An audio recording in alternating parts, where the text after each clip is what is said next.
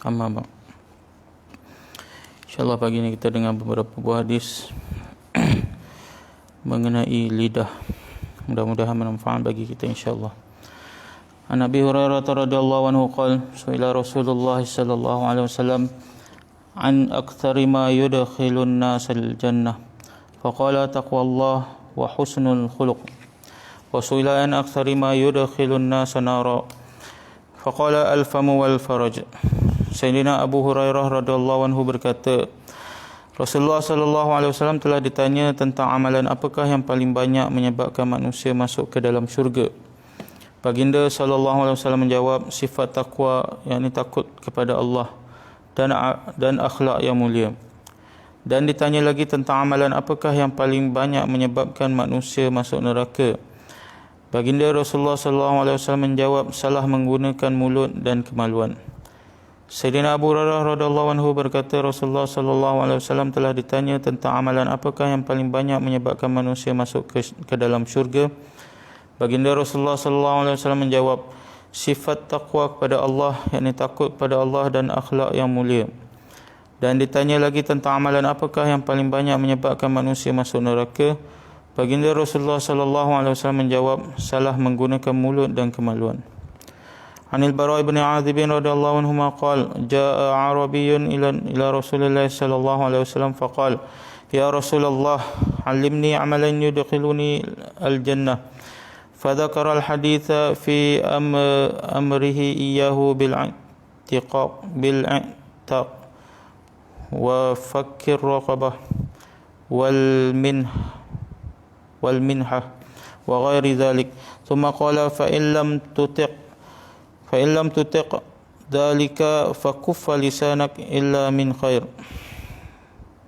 Sayyidina Bara' bin Azib radhiyallahu anhuma berkata, seorang badui, yakni orang kampung, telah datang kepada Nabi sallallahu alaihi wasallam lalu berkata, ya Rasulullah, ajarkanlah saya amalan yang boleh menyebabkan saya masuk ke dalam syurga.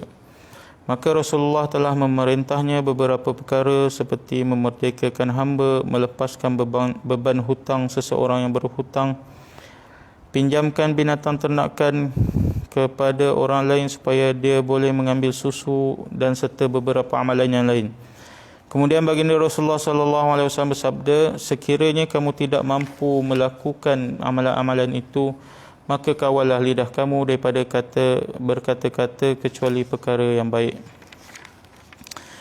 Sayyidina Bara' bin Azim radhiyallahu anhu berkata, seorang badui, yakni orang kampung, telah datang kepada Nabi lalu berkata, ya Rasulullah, ajarkanlah saya amalan yang boleh menyebabkan saya masuk ke dalam syurga.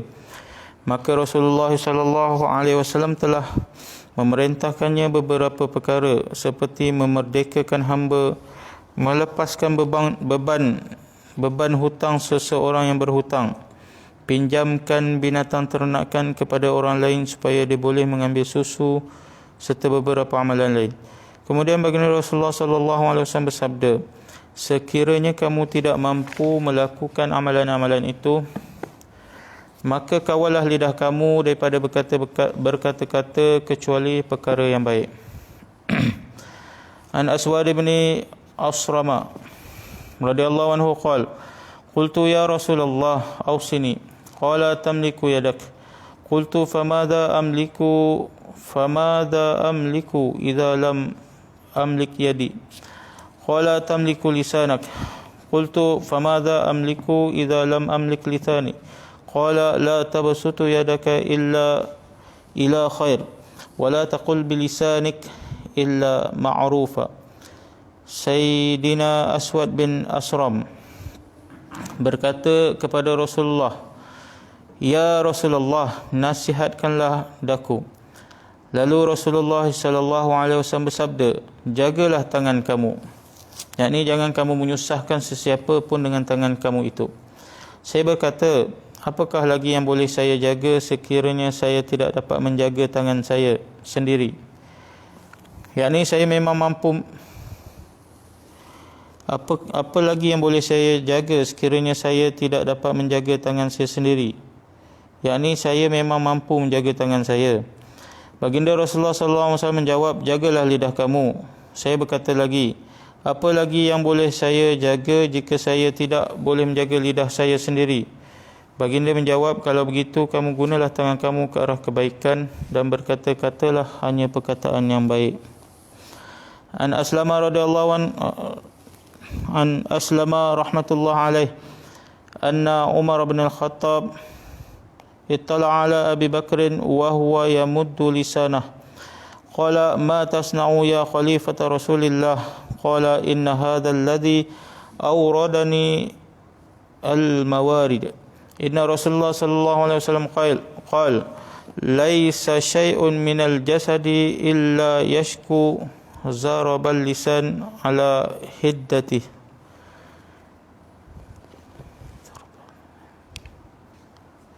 Hadrat Aslam rahmatullah alaih meriwayatkan bahawa sesungguhnya Sayyidina Umar bin Khattab ternampak Sayyidina Abu Bakar sedang menarik lidahnya, lalu Sayyidina Umar berkata, "Ya Khalifah Rasulullah, apa yang sedang tuan lakukan? Yang tuan sedang lakukan?" Baginda menjawab, "Sesungguhnya lidah inilah yang membawa daku ke tempat-tempat yang membinasakan." Sesungguhnya Rasulullah sallallahu alaihi wasallam bersabda, semua anggota badan manusia mengadu tentang ketajaman kata-kata lidah. Hadrat Aslam rahmatullah alaih meriwayatkan bahawa sesungguhnya Sayyidina Umar bin Al-Khattab telah ternampak Sayyidina Abu Bakar sedang menarik lidahnya. Lalu Sayyidina Umar radhiyallahu anhu berkata, "Ya Khalifah Rasulullah, apakah yang sedang tuan lakukan?" Beliau menjawab, sesungguhnya lidah inilah yang membawa daku ke tempat-tempat yang membinasakan. Sesungguhnya Rasulullah sallallahu alaihi wasallam bersabda, semua anggota badan manusia mengadu tentang ketajaman kata-kata lidah.